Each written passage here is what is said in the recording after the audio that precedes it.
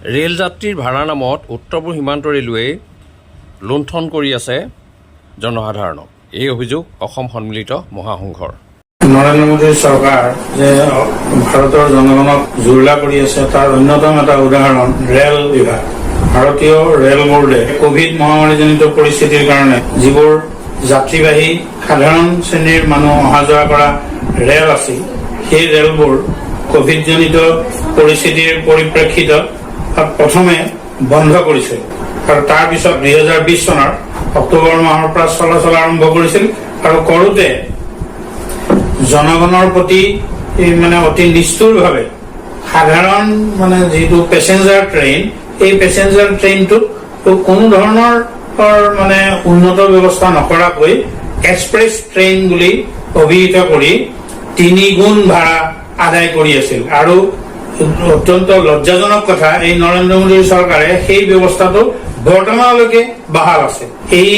অত্যাচাৰী নৰেন্দ্ৰ মোদী চৰকাৰৰ এই সাধাৰণ জনতাৰ প্ৰতি কৰা অন্যায়ৰ বিৰুদ্ধে এই প্ৰথম দক্ষিণ ৰেলৱে কৰ্তৃপক্ষই 1 জুলাইৰ তাৰিখৰ পৰা দক্ষিণ ৰেলৱে কৰ্তৃপক্ষৰ নিয়ন্ত্ৰণাধীন 140খন তেনে ৰেল, এই এক্সপ্ৰেছ ট্ৰেইন কৰা সেই ৰেলবোৰ পুনৰ পেচেঞ্জাৰ কেটেগৰীলৈকে উভতাই নি আৰু পেচেঞ্জাৰৰ নিম্নতম ভাড়া যি 10 টকা আছিল আকৌ বাহাল ৰাখিছে।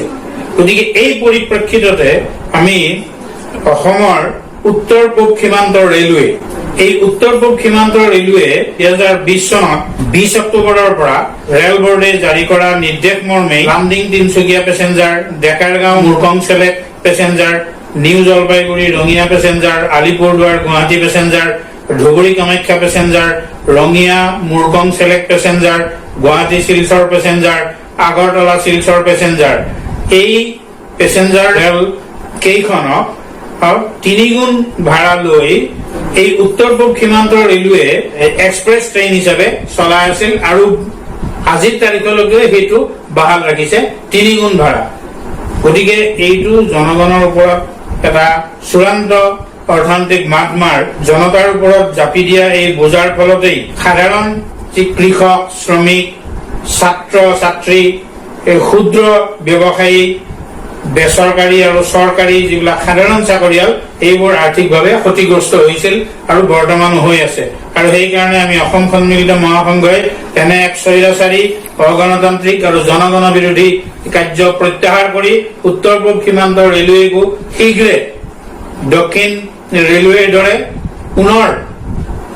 এক্সপ্ৰেছ ট্ৰেইন বুলি নামাকৰণ কৰি লুটপাট চলাই থকা এই কাৰ্য বন্ধ কৰি এই এক্সপ্ৰেছ ট্ৰেইন কৰা সেই ৰেলবোৰ পুনৰ পেচেঞ্জাৰ কেটেগৰীলৈকে